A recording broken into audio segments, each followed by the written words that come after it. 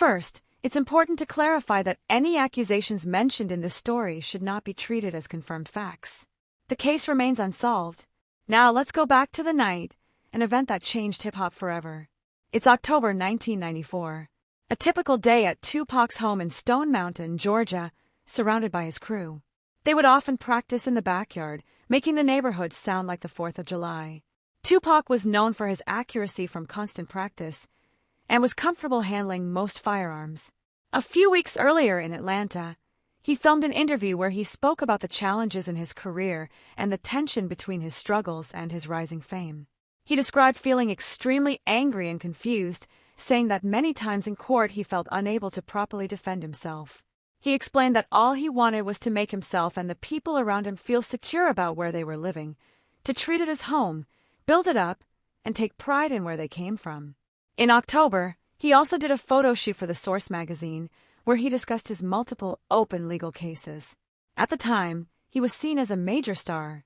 He had 2 films recently released, including Poetic Justice, which reached #1 at the box office. His music career was thriving with platinum records, and even the soundtrack to the cultural classic Above the Rim achieved platinum status. Whenever he returned home, it was about enjoying himself. But that period didn't last long. Soon, he had to say goodbye and head back to New York City. He was filming the movie Bullet, co-starring Mickey Rourke. At the same time, New York's nightlife kept his music career active, with numerous studio sessions scheduled as he worked on his new album, Me Against the World. His year had been filled with a demanding schedule.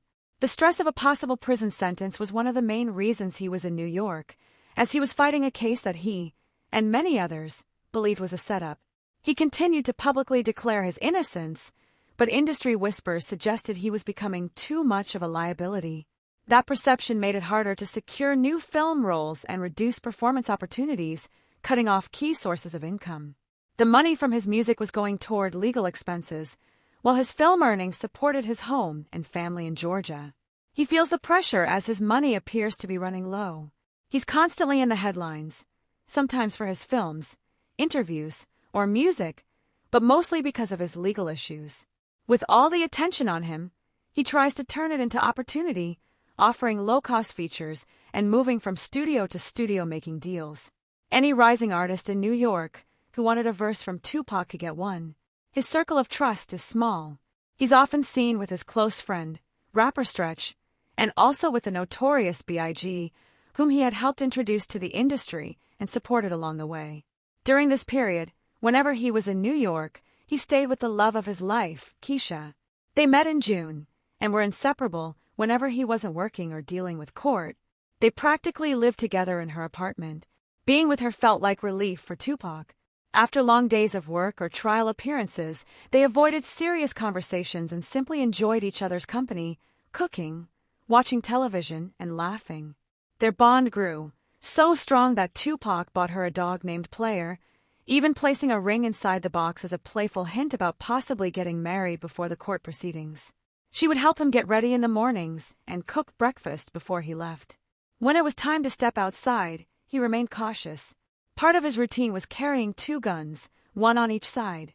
He was navigating complicated street politics involving serious figures like Haitian Jack, once considered a close friend but now a co-defendant. Their cases were separated, and Haitian Jack faced lighter charges, leading some to suspect he may have cooperated. At that time, among black celebrities in New York, it was widely understood that Haitian Jack and his circle, including Jimmy Henchman, were influential figures with deep connections in the city. Rumors followed them, including claims about setting up robberies involving wealthy dealers and allegedly pressuring artists. Tupac began to suspect he might be part of a larger setup and started distancing himself, even from people he once trusted. Biggie reportedly warned him about associating with certain street figures who were unpredictable. Despite that, Tupac still saw Biggie and members of Bad Boy Records around those same circles. With Jimmy Henchman involved in label dealings, Tupac started to believe that Sean Combs might already be too connected, possibly being pressured by Jimmy's crew or even aligned with them. They frequently encouraged Tupac to sign with Bad Boy or allow them to manage him, but he consistently turned down those offers. He was comfortable with his current label, and he remembered Biggie complaining about the unfavorable deal he had with Puff, how he wasn't able to collect full royalties because Puff controlled his masters and publishing. Meanwhile, Jimmy Henchman, a respected and strategic street figure, viewed Tupac as his entry point into the music business, a real opportunity to step away from the streets and establish himself legitimately. He had recently launched his own label and artist management company, signing his first artist, rapper Lil Sean. Still, he kept a close eye on Tupac, hoping to make him his flagship signing.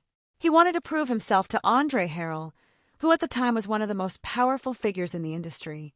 Andre had mentored Puff and risen to become a leading executive as the head of Uptown Records. The label was responsible for launching major acts such as Mary J. Blige, Jodeci, Heavy D, and L.B. Sure, with hits like You Remind Me, Real Love, Forever My Lady, and Stay, among many others. Receiving a co-sign or backing from Andre was considered the ultimate connection, something everyone wanted, including Sean Combs, who had once worked under him. Together, they had achieved major success developing those artists. By this time, Puff had launched Bad Boy Records, which was steadily building momentum. One of its early breakout singles was Flavor in Your Ear by Craig Mack. Known for his success with remixes and R&B collaborations, Puff was now focused on dominating hip-hop and building a strong catalog of hits. The centerpiece of that vision was the notorious B.I.G. They had recently released Ready to Die, and while it had not yet reached platinum status, it was widely expected to. In New York, it was already being hailed as a classic.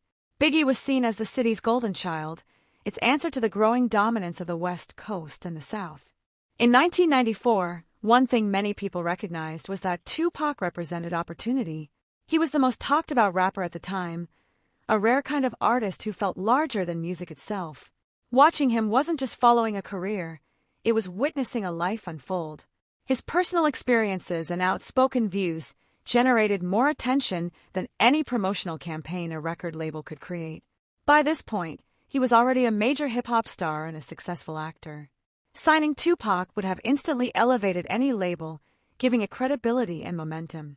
As hip-hop's rising powerhouse, Bad Boy Records felt his influence so strongly that Puff reportedly had his team study Tupac's I Get Around video and song, wanting to capture that same energy, charisma, and hit-making appeal. That inspiration could be seen around the time Biggie released the video for Juicy. Meanwhile, Pac remained in New York filming Bullet, where he formed a close bond with his co-star Mickey Rourke. The two connected quickly, like outlaws from completely different worlds. They stayed at the same luxury hotel, explored New York nightlife together, and drew attention everywhere they went. Crowds gathered, clubs packed out, and chaos often followed.